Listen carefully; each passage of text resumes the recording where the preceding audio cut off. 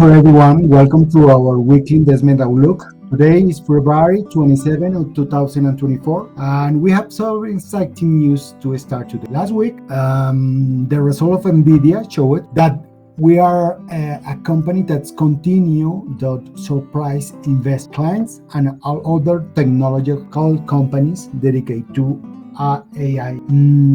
The company published its result for the fourth quarter of 2023, and the most important thing in that speed, the fact that they are high sales expectation. They reach and increase it to 22%, come close to $22 billion compared with the expectation of the public. This represents almost $1.3 billion above this expectation. Additionally, all metrics, the margins, continue strength. Earnings per share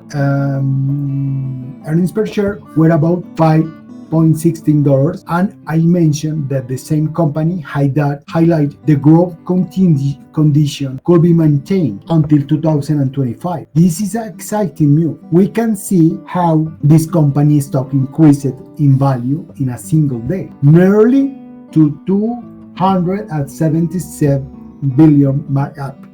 This is the most significant daily increase in markup observed in the stock market in all the stock in the exchange of the planet. To give you an idea, this single capitalization is equivalent to the size of half of JPMorgan or a company like Netflix. This advance cannot even compare with the Meta movement 20 years ago in 2 of February, which set a daily record before with $196 billion of markup in a single day. Nvidia is now just below 5% away from becoming the third largest company in the United States in market capitalization. This is close to $2 trillion in total. When they look at the figures of Magnificent Seven, the market cap is huge. The Dow Jones reached another historical record the last week. Adding to this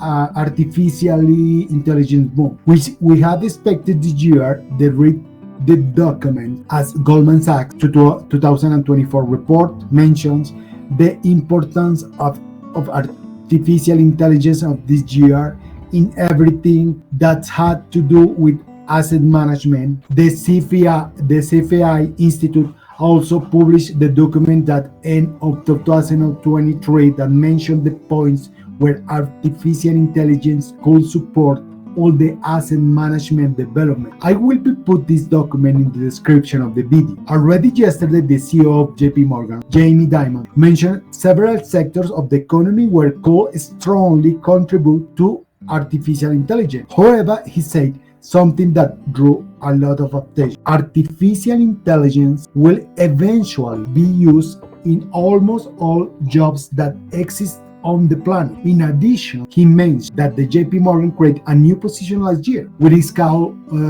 data analysis of, and his strategy is manage everything that has to do with artificial intelligence. This began used as I mentioned that a group of 200 people in JPMorgan is investigating learning linguistic models that everybody recently had implemented in the company. This news is essential and corroborates that Quanvestor we're going to the right path because it's already another well-known entity that mentioned the relevance of artificial intelligence in asset management. This week, I said in the headline webinar, the most important thing in the is the publication of inflation over reports of the world. We present here some charts that show you the inflation in US, the black line, the inflation in Germany, CPI, and the inflation in euros. The first thing that you have to see here is the correlation, the high correlation between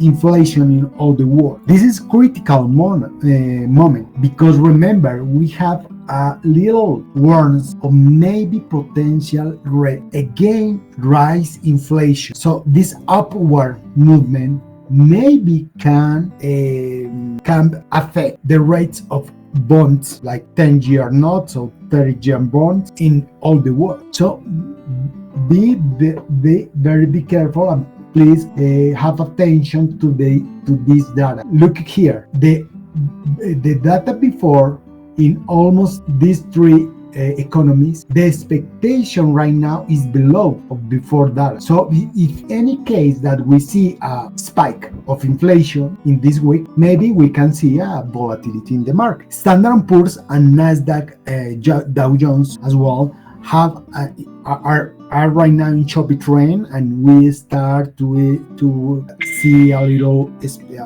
volatility into the market. So it's important that we see this week what is happening with the food price and energy price as well. These are two key sectors that can check for the next meeting of the Fed, and we can see right now what is the probability of the cut rates right now for the next meeting in March. It's just 5%, but if we move to June, we see increase at 67%. So the data of this week will be crucial for determining if maybe the Fed will be moved its rates or cut the rate in the June meeting. Okay, remember that every time that we see huge volatility in the market in the long-term scenario, we can see a whole history of the Standard & Poor's. Every time, every year, in average, the S&P return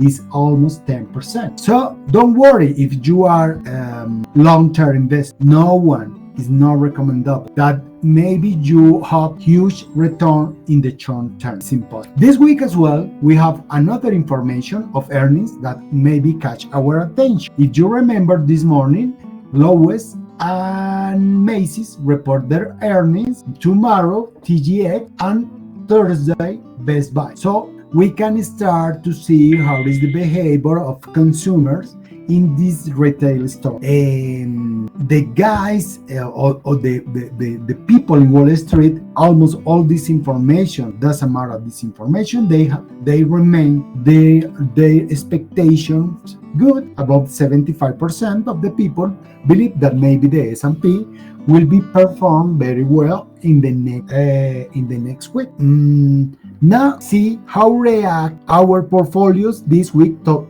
all this news, how the portfolios are prepared to the CPI data. First of all, if you see here, we are in 3.51%, and one of the biggest reasons is because the last week before the data of Nvidia go up, our portfolio start to sell part of this portfolio.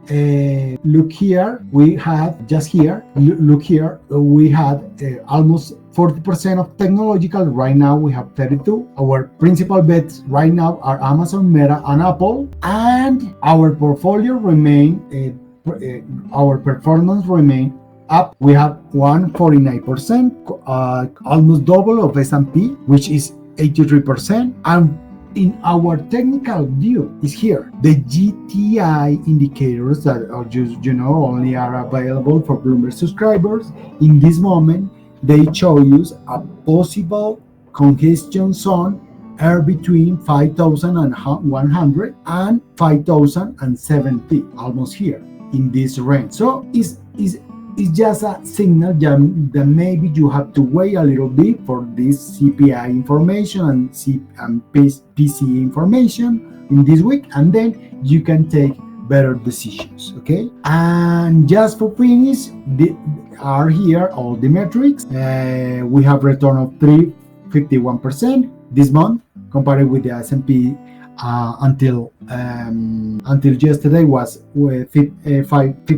15, and we have in the last year, in the last 12 months, 48% compared with 28% of S&P. All metrics are here. This is our best bets that we are doing this month. And remember that principal data for this month, for this week, PCA in US, CPI and CPI in German and Eurozone as well. The growth in US, the revision data, and as well all retail earnings that we talked before. Just for finish, please remember, read the disclaimer. Thank you so much for having me in this webinar, and see you the next week. Bye bye.